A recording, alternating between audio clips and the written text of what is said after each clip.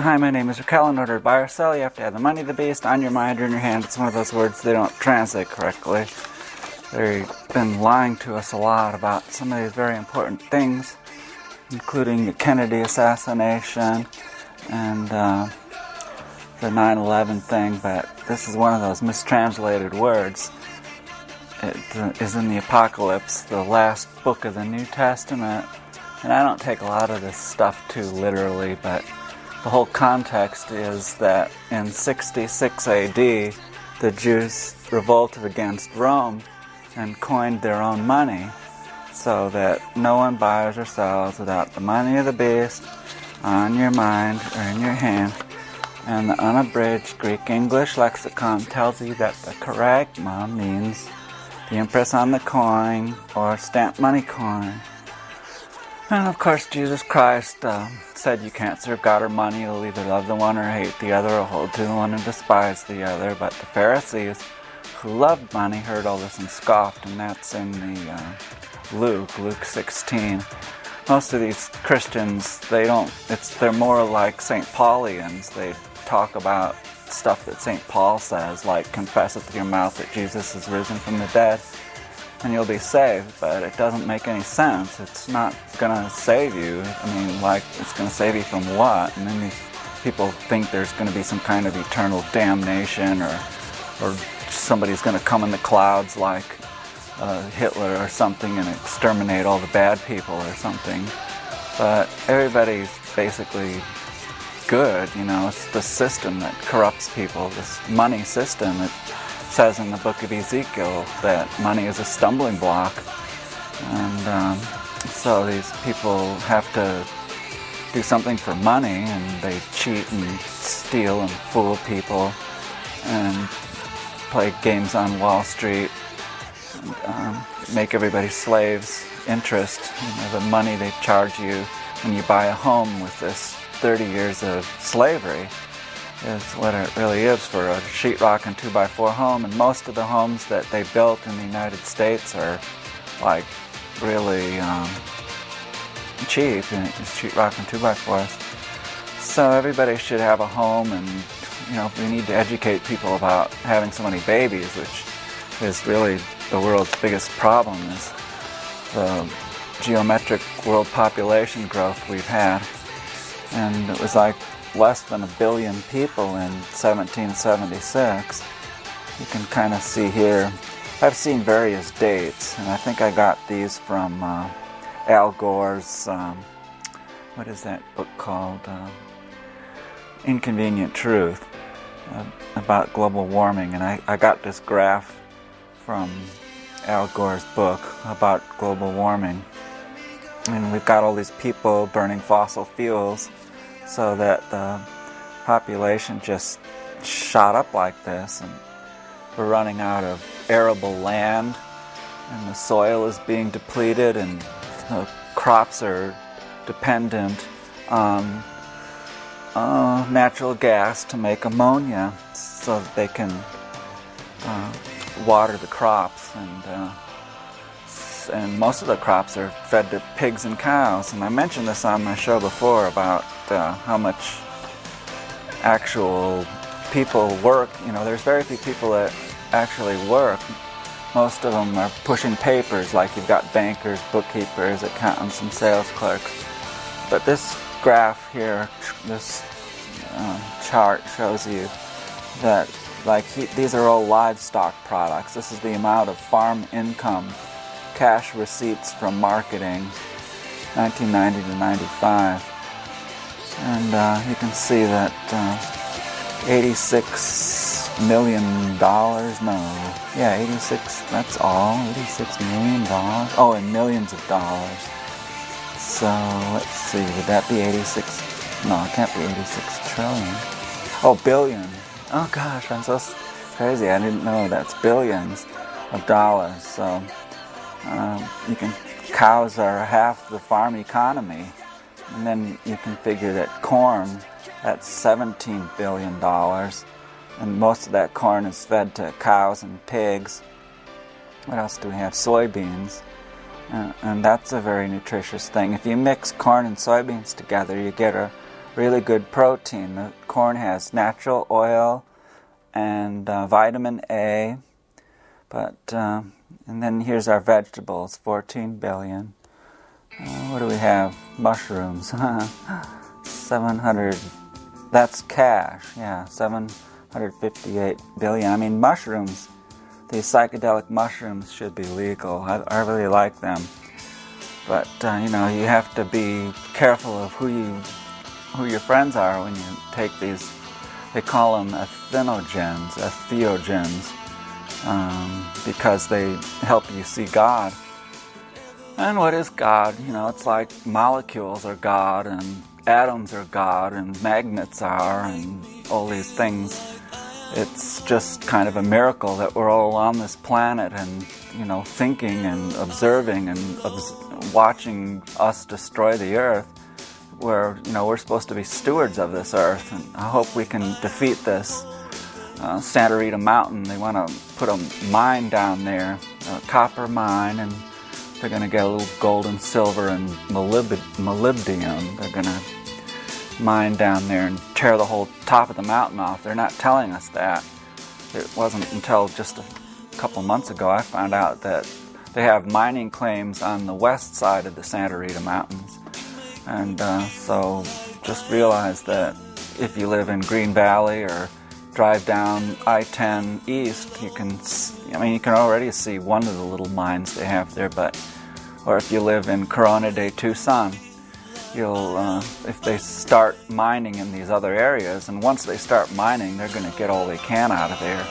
It'll be practical, so they're not telling us. They're only applying for digging rights in the east side of the mountains, in the, what do they call that, the Rosemont mine, but they have some other mine claims on the west side of the Santa Rita, so the stock today went down like 8% because there was a story in the newspaper today saying that the 404 plan for the water drainage and washes and stuff, the Army Corps of Engineers won't let them do it without a permit, when that's going to delay this whole thing like a year, fortunately.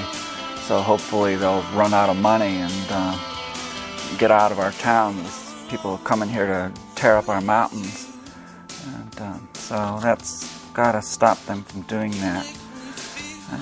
But like I was saying, there's very few people that actually do any kind of work. We've got bankers, bookkeepers, accountants, sales clerks, so it would be very feasible to eliminate money. It's like when there's an abundance of everything because of modern machinery, that why do we have to work so hard? It's kind of, we've got everything we need, and we haven't learned how to live together, and I don't know why these people want to have so many babies. A long time ago, the more children you had, the more people you had to work on the farm. I should get a chart that shows what percentage of the people worked on farms. Like during the Great Depression, I think it was like 60% of the people lived in farms. And today it's only like 5 or 6%. There's very few farmers.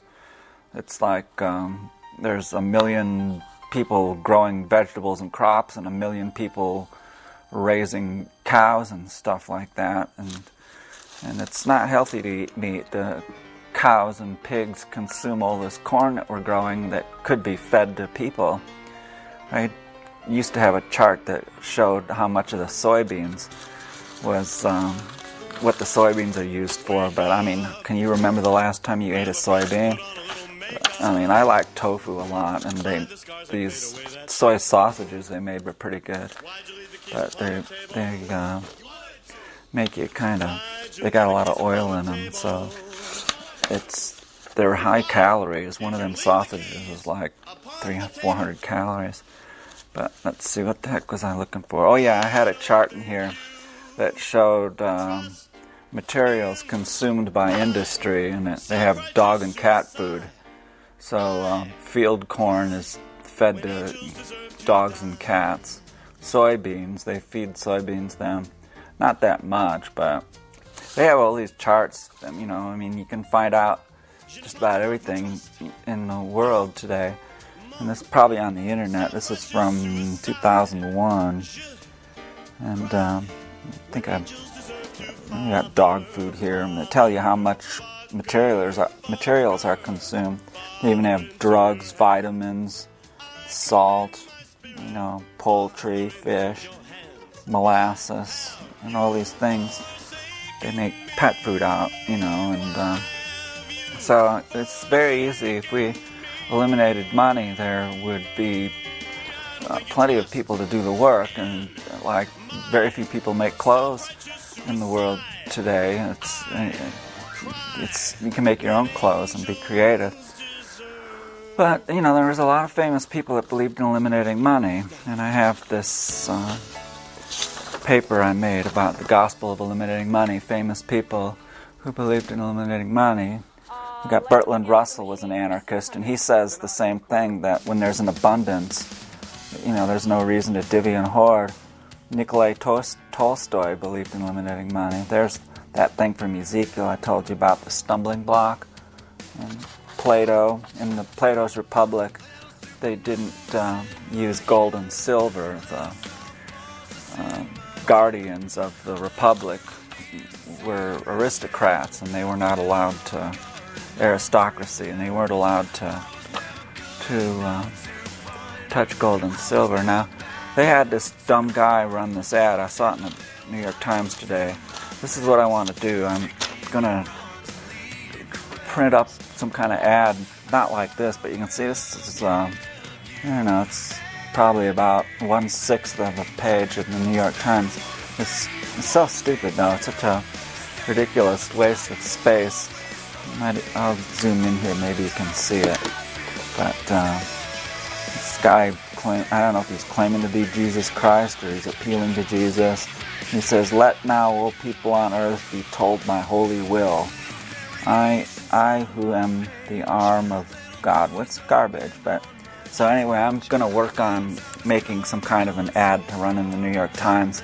I made these ads a long time ago, and it explains it explains that I was telling you about, you know, how in 66 AD, that's when Nero lived, and the Jews revolted against Rome and started coining their own money. And that's about the same time that this book of Revelations was written. So, you know, I could run this ad maybe in the New York Times. But I'd make it a little bit bigger maybe. Well, look at how small the type is compared to this idiot here. I could run this ad in the New York Times. And I've also made another one. This is the last ad I made. Maybe, I don't think there's a date on it here. But I tried to run this in the Daily Wildcat, and they wouldn't let me do it. I just thought it was something I talk about CIA killing Kennedy and these St. Paulians. They're a bunch of hypocrites.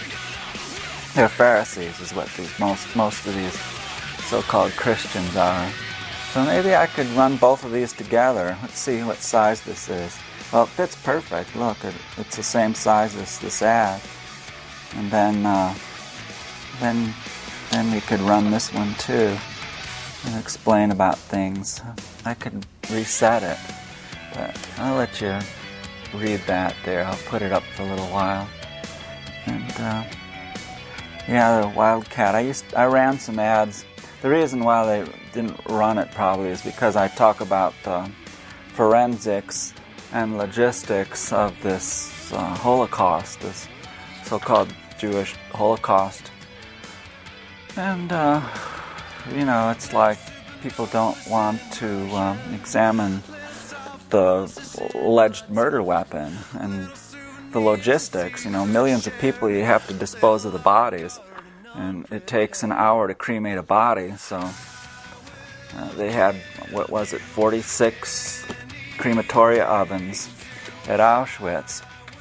And so you can see the logistics of, you know, during the Hungarian evacuation, near the end of the war, it was like 1944, they had aerial reconnaissance airplanes fly over Auschwitz because Auschwitz was a factory that made Buna rubber, and they used slave labor to make rubber out of coal.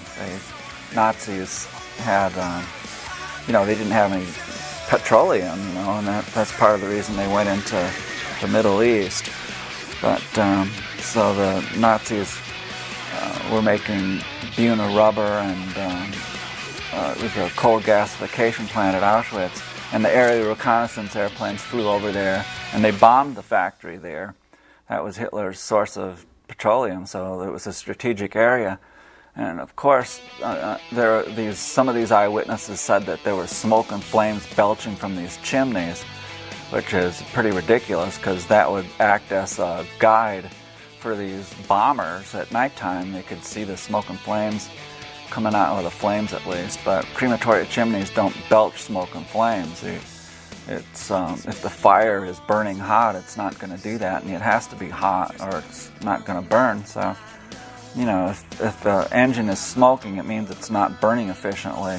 And it's the same like with those World Trade Center towers. That was black smoke coming out of there. Most of the jet fuel burned off, and jet fuel doesn't get hot enough to melt steel or to even make it weak. These high-rise buildings are built with steel frames, and the World Trade Center was built to withstand an airplane crashing into it. An airplane crashed into the the Empire State Building and didn't collapse. Office fires have never destroyed a high-rise building before, and so like when I first heard that those buildings just came straight down, I didn't believe it. Somebody came into where I was working and said that. Here you can see this building is totally engulfed in flames, and there it is.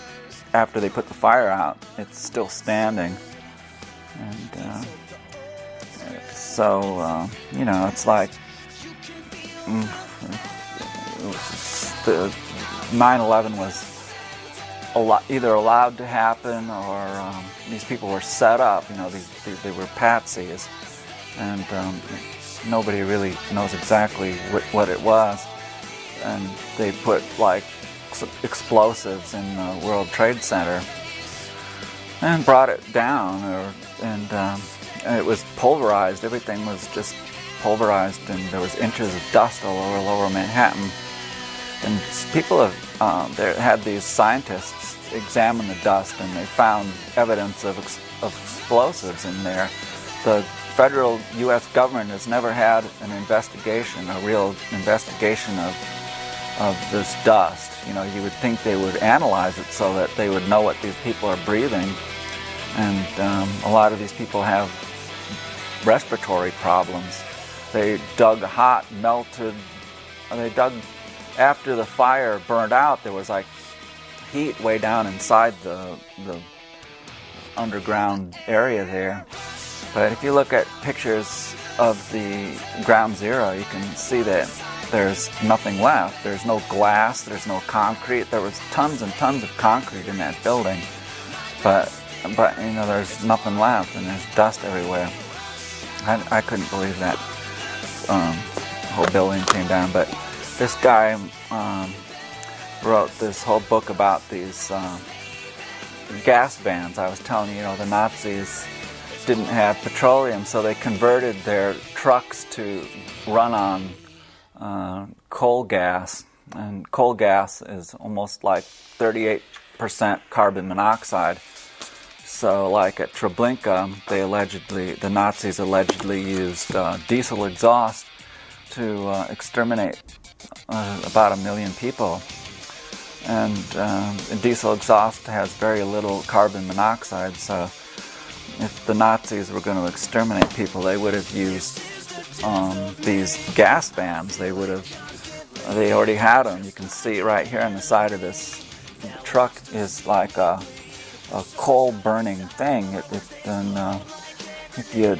What the heck is it? If you Google like coal burning car, maybe, I forgot the thing to look up and find these things. And there's a guy somewhere like in Nebraska or something that has a truck he retrofitted to burn wood, I think, and so the Nazis had these buses and trucks they could have used to gas people with. And some of them claim they did. They had these Einsatzgruppen that came in to Poland and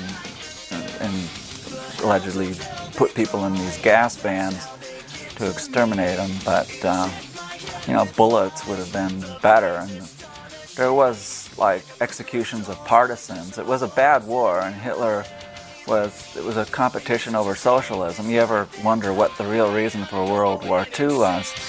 It was a competition over socialism, the Soviet socialism and British socialism and National Socialism and Roosevelt socialism were all competing. And look who won World War II. It was Stalin, and half of Poland became all of Poland became behind the Iron Curtain. If the whole war was started because Hitler invaded Poland, I mean, look what happened after. I mean, was Poland better off under Stalin, or was it better off under Hitler? Hitler's intention was to send the Jews to Madagascar because nobody wanted them. In fact, there's a good story in the New York Times about these Hasidic Jews in Israel. It's on the front page of the New York Times. These Hasidic Jews, you can see one here. He's got that's a young man. But they separate the women. This woman is peeking through a curtain here. And these Hasidic Jews were preventing the women. They made the women ride on the back of the bus, so here's like a protest. But the point is, these ultra-Orthodox, let's look at the stuff I wrote in red. They're ambivalent. This is pretty good, though. You see now, they don't believe that you can establish the state of Israel except through the Messiah. And then we have here the original Haredi communities in Europe were decimated in the Holocaust. Nobody wanted these Eastern Europeans. They were pushed behind the Iron Curtain, and many of them changed their names, and the Soviets made them work. And most of these, they thought they'd die off, but they're mostly poor in a fairly well-off community. And I don't know if I underlined it here. Well, here it is. Yes, I did. It says, while the women often work, there is a 60% unemployment rate among the men, and they generally don't serve in the army. So these guys are just a bunch of parasites off the system, and that's exactly what Hitler said they were. And they have a lot of children too. So they're pissing off people in Israel. They spit on this young girl and told her she was a prostitute because of the way she was dressed, but she had a long dress on. So, they've got these fanatics there. I mean, fanatics in any religion aren't very good. So, we've got these Pharisees, and, what happened there? There we go. And Pharisees are like hypocrites, religious hypocrites. But here's a pretty interesting chart. It shows about who these, the 1% we hear about, and most of them here are physicians. There's 192,000. Then here we have chief executives and lawyers. Most of these people are parasites except for the physicians. And there's dentists and pharmacists. But you can see off to the left here, we have financial people and things like that are in the 1%. And so, they're making all the money, but they're not really producing anything. I think lawyers are, in Shakespeare, the whole quote is, to kill all the lawyers. First he says, we'll eliminate money. It's, anyway, I don't think I have much more time left, like a few more seconds, but go to my website and you can find out a lot more about eliminating money and the Holocaust and the CIA killing John Kennedy. And also you can find out about 9/11. God bless, peace and love, bye!